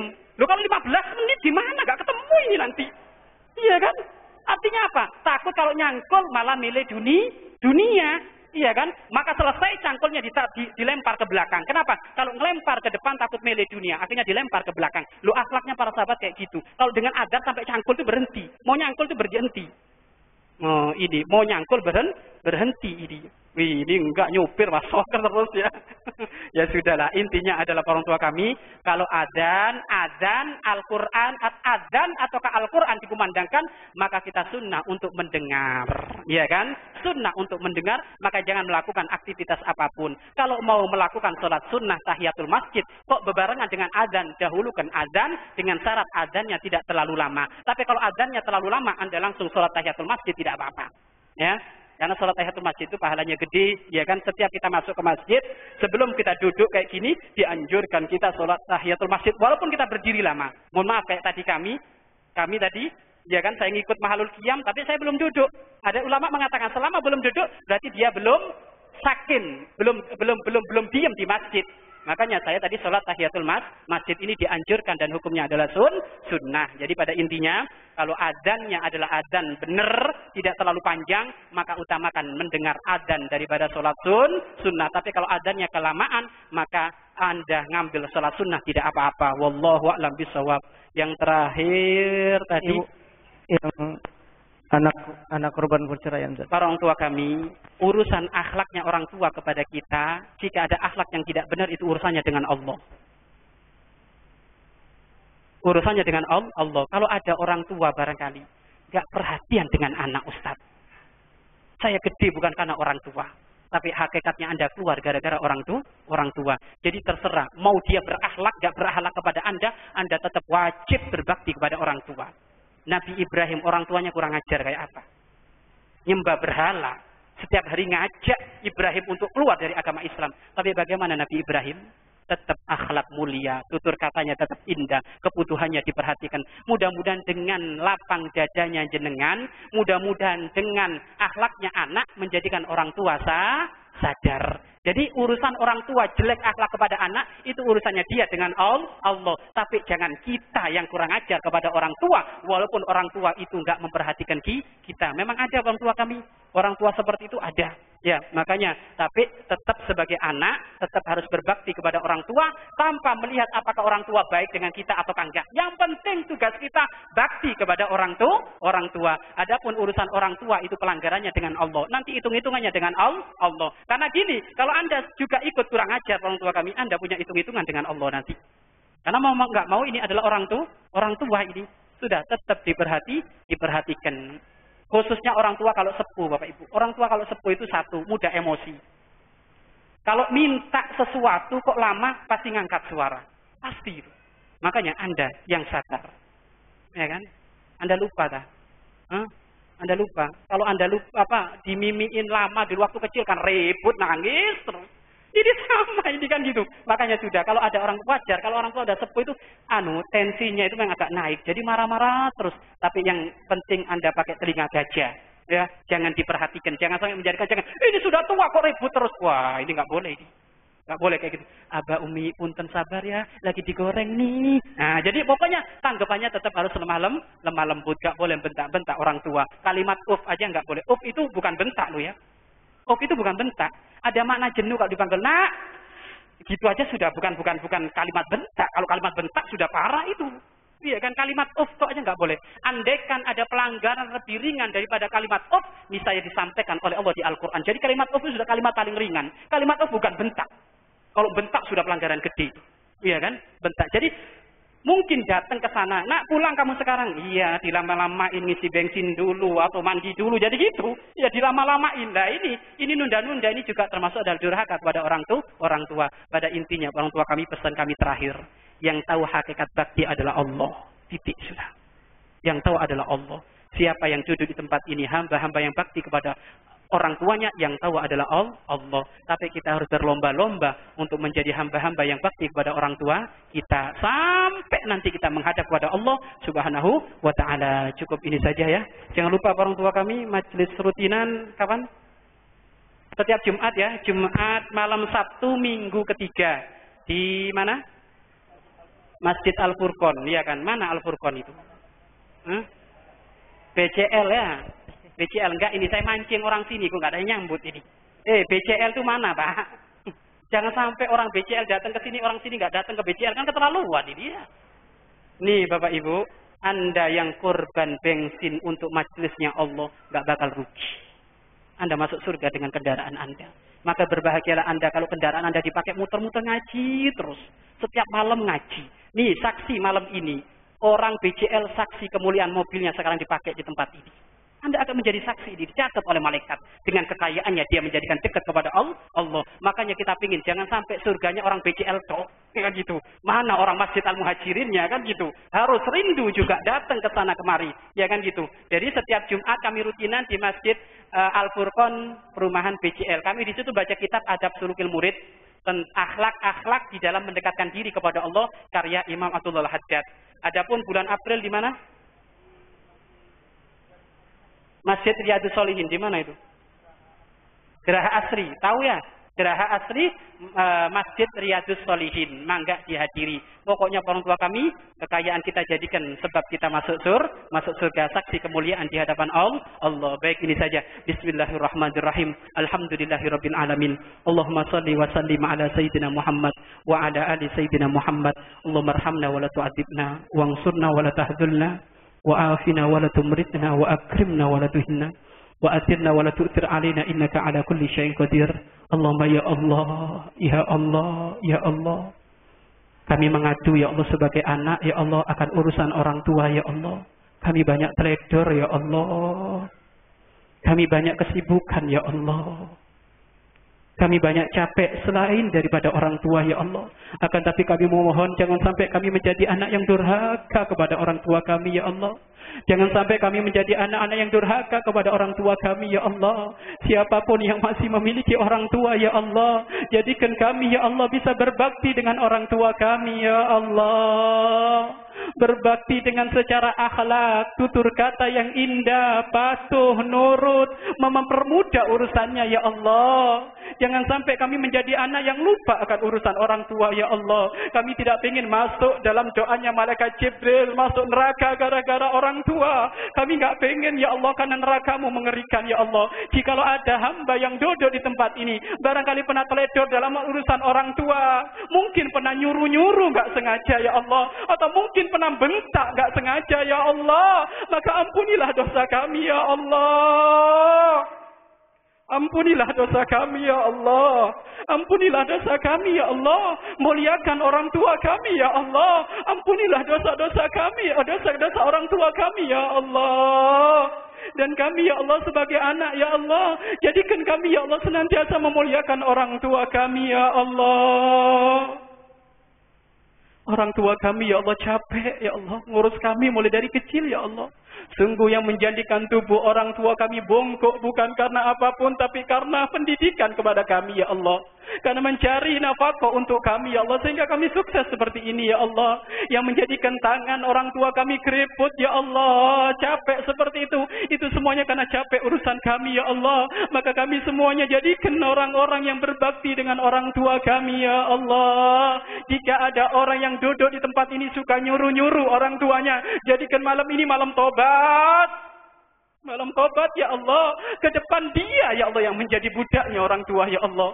Barangkali ada yang duduk di tempat ini ya Allah pernah bentak orang tuanya ya Allah. Jadikan malam ini malam terakhir, dan ke depan jadikan ia bertutur kata indah dengan orang tuanya ya Allah. Terlepas baik orang tuanya kurang ajar ataukah orang tuanya berakhlak tidak baik ataukah baik kepada kami, yang penting kami berbakti kepada orang tua kami ya Allah. Berbakti kepada orang tua kami ya Allah. Ya Allah, kami rindu ingin menjadi Wes Al-Qarani ya Allah, yang mulia di dunia dan di akhirat karena ngabdi kepada orang tua ya Allah. Kami rindu pengen seperti beliau ya Allah, mendapatkan salam dari Nabi Muhammad ya Allah, mendapatkan salam dari Nabi Muhammad akan urusan bakti kepada orang tua ya Allah. Maka jadikan kami semuanya ya Allah Wes Al-Qarani di zaman ini ya Allah. Jadikan kami semuanya Wes Al-Qarani di zaman ini ya Allah. Ya Allah, jika orang tua kami masih hidup, kami mohon panjangkan umurnya dalam keadaan taat dan sehat walafiat ya Allah. Panjangkan umurnya ya Allah dalam keadaan taat dan sehat walafiat ya Allah. Khususnya yang namanya ibu ya Allah, bunda kami ya Allah, ibu ya Allah. Muliakan beliau ya Allah, panjangkan umur beliau dalam keadaan taat dan sehat walafiat ya Allah. Dan jikalau kelak Engkau akan mencabut nyawanya ya Allah, akan tapi kami mohon setelah panjang umur, jika kelak Engkau akan mencabut nyawa bunda kami mohon ya Allah, cabutlah bunda kami dalam keadaan ikhlas, dalam keadaan husnul khatimah ya Allah. Cabutlah nyawa bunda kami ya Allah dalam keadaan husnul khatimah. Orang tua kami dalam keadaan husnul khatimah ya Allah. Kami tidak ridha jika orang tua kami mati jelek ya Allah. Kami tidak ridha jika orang tua kami mati jelek ya Allah. Maka jadikan ayah dan ibu kami jika nanti menghadap kepadamu, Kau jadikan kelak mati dalam keadaan husnul khatimah. Mati dalam keadaan husnul khatimah ya Allah. Mati dalam keadaan husnul khatimah ya Allah. Ya Allah, jikalau ada anak yang duduk di tempat ini ya Allah, mungkin diuji dengan orang tua yang semakin sepuh ya Allah, diuji kesabaran, diuji merawat ya Allah, maka kami mohon ya Allah, lapangkan dada hati mereka ya Allah, sehingga mereka tetap tabah ya Allah, tetap tabah ya Allah, tetap tabah ya Allah, tidak terpancing marah, tidak terpancing emosi ya Allah, tetap memperhatikan kedua orang tuanya ya Allah. Ya Allah, ya Allah, jika orang tua kami sudah tiada ya Allah, kami mohon ampunilah dosa orang tua kami ya Allah di dalam kuburannya ya Allah. Jadikan orang tua kami menemukan satu taman-taman dari surga di dalam kuburan kami ya Allah. Dan sungguh ya Allah, jika orang tua kami sudah tiada, kami rindu belas kasih sayang beliau ya Allah. Benar ya Allah, ulama mengatakan hakikat orang tua keberadaannya akan terasa di saat beliau tiada ya Allah. Di saat beliau tiada, begitu penting yang namanya orang tua ya Allah. Maka kami mohon ya Allah, jika orang tua kami sudah meninggal ya Allah, kami mohon muliakan orang tua kami ya Allah di dalam kuburannya, dan angkat orang tua kami untuk menjadi ahli surgamu ya Allah. Angkat orang tua kami untuk menjadi ahli surgamu ya Allah. Dan sungguh ya Allah, kami rindu ayah kami yang tiada ya Allah. Kami rindu berjabatan tangan dengan beliau ya Allah. Kami rindu panjatan doa dari beliau ya Allah. Begitu juga ibu kami yang sudah tiada ya Allah, kami rindu belas kasih sayang beliau ya Allah.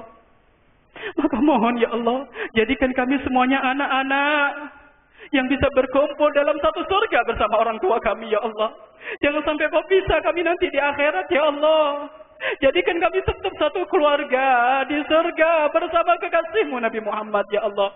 Jadikan kami kelak satu surga di surga bersama kekasih-Mu Nabi Muhammad ya Allah. Ya Allah, ya Allah, ya Allah, ya Allah. Ampunilah dosa-dosa kami ya Allah. Ampunilah dosa-dosa kami ya Allah. Dosa dengan sesama ampunilah. Dosa kepadamu ampunilah ya Allah. Kami sering teledor dalam urusan ibadah, mohon diampuni ya Allah. Kami jarang khusyuk dalam urusan ibadah, mohon diampuni ya Allah. Kami jarang membaca Al-Quran, mohon diampuni ya Allah. Kami belum istiqomah bangun malam, mohon diampuni ya Allah. Kami belum istiqomah sholat berjamaah, mohon diampuni ya Allah. Dan banyak mungkin ya Allah khilaf dosa yang pernah kami perbuat, mohon diampuni ya Allah. Ya Allah, kami mengadu kepadamu ya Allah. Kami punya dosa mata. Mata ini ya Allah masih rindu melihat yang haram, ampunilah. Mata ini masih senang di saat melihat yang haram, mohon diampuni ya Allah. Mulut ini juga masih senang ya Allah ngomong yang haram, mohon diampuni ya Allah.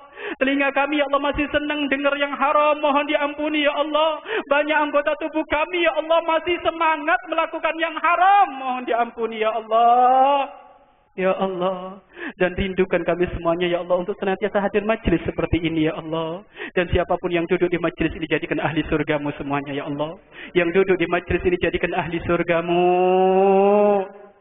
Dan siapapun ya Allah, barangkali ya Allah dari keluarga kami sempat gak hadir ya Allah, mungkin istri kami, anak kami yang saat ini tidak hadir, maka kami mohon ya Allah, tularkan keberkahan kepada anak-anak kami dan istri kami di rumah ya Allah. Jadikan beliau-beliau istri yang solehah, jadikan anak-anak kami ya Allah anak-anak yang soleh-soleha ya Allah. Dan jadikan keluarga kami ahli surgamu ya Allah.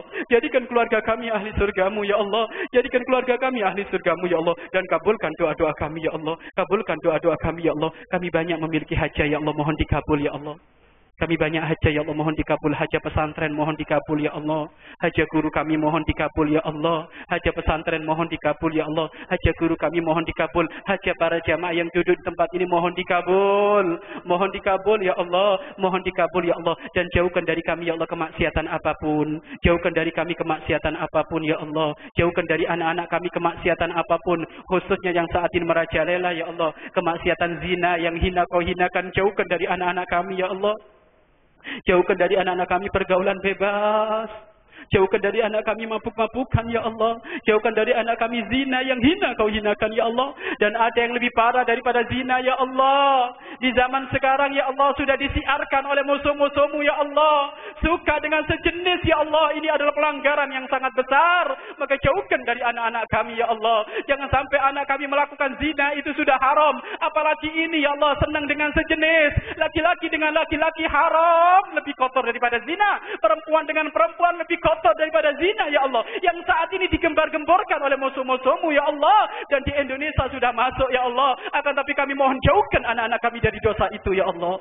Sungguh di saat Engkau membimbing anak kami, maka anak kami tidak akan terjerumus ya Allah. Jauhkan dari anak-anak kami kemaksiatan apapun. Ya Allah, panjangkan umur kami dalam keadaan taat dan sehat walafiat. Panjangkan umur kami dalam keadaan taat dan sehat walafiat. Jika ada yang sakit, mohon cepat beri kesembuhan ya Allah. Jika ada yang sakit ya Allah, mohon cepat diberi kesembuhan.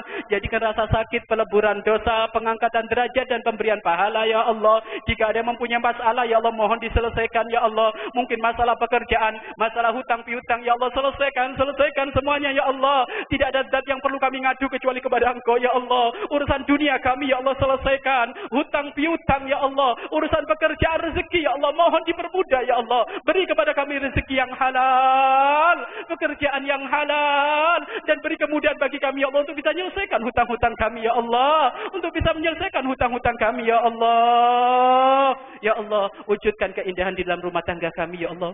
Jadikan kami para istri yang semakin hari mencintai suami kami karenamu ya Allah. Dan jadikan kami para suami semakin hari mencintai istri kami karenamu ya Allah. Wujudkan keindahan di dalam rumah tangga kami ya Allah, sebagai mukaddimah keindahan kelak sebelum masuk surgamu ya Allah. Ya Allah, ya Allah, ya Allah. Siapapun yang sudah mulai hadir di majlis ini, berjadikan hadir dengan istiqomah ya Allah.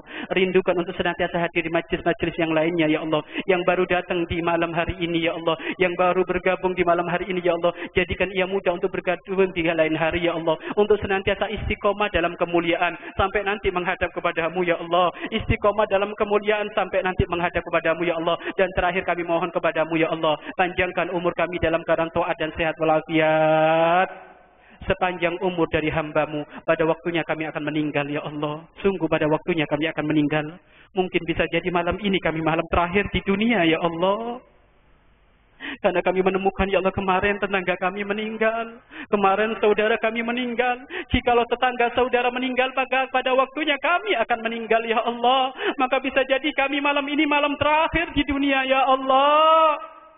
Alangkah beruntungnya jika malam ini terakhir kami di dunia karena kami setelah ngaji ya Allah. Akan tapi kami mohon ya Allah, panjangkan umur kami dalam keadaan taat dan sehat walafiat ya Allah. Mungkin bisa jadi minggu depan ya Allah, mungkin bisa jadi 1 bulan lagi, mungkin bisa jadi 1 tahun lagi. Yang jelas kami akan menghadap kepadamu ya Allah. Yang jelas kami akan meninggal ya Allah. Akan tapi kami mohon ya Allah, jika detik-detik Engkau akan mencabut nyawa kami mohon cabutlah nyawa kami ya Allah dalam keadaan iman.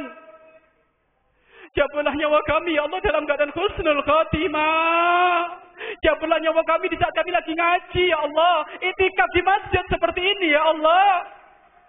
Dan mohon ya Allah, di saat Engkau akan mencabut nyawa kami, bimbing kami semuanya, sehingga hati dan lidah kami mampu mengucapkan kalimat agung dan mulia, La ilaha illallah Muhammadur Rasulullah, La ilaha illallah Muhammadur Rasulullah, La ilaha illallah Muhammadur Rasulullah. Rabbana atina fid dunya hasanah wa fil akhirati hasanah wa qina adzabannar. Wa sallallahu ala sayyidina Muhammadin wa ala alihi washabbihi wasallam. Walhamdulillahirabbil alamin. Al-Fatihah. Bismillahirrahmanirrahim. Alhamdulillahirabbil alamin arrahmanirrahim maliki yaumiddin. Iyyaka na'budu wa iyyaka nasta'in shiratal mustaqim shiratal ladzina an'amta 'alaihim ghairil maghdubi 'alaihim waladdallin. Amin. Mohon maaf, jangan lupa selalu doakan kami. Wabillahi taufiq wal inayah. Wassalamualaikum warahmatullahi wabarakatuh. Waalaikumsalam warahmatullahi wabarakatuh. Bapak-bapak, seperti biasa kita musafahah untuk berjabat tangan kepada guru kita. Sallu ala Nabi Muhammad. Salatullah salamullah ala taha rasulillah.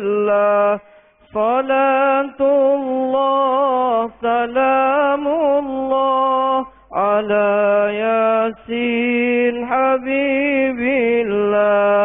Salatullah salamullah ala taha rasulillah. Salatullah salamullah ala yasin habib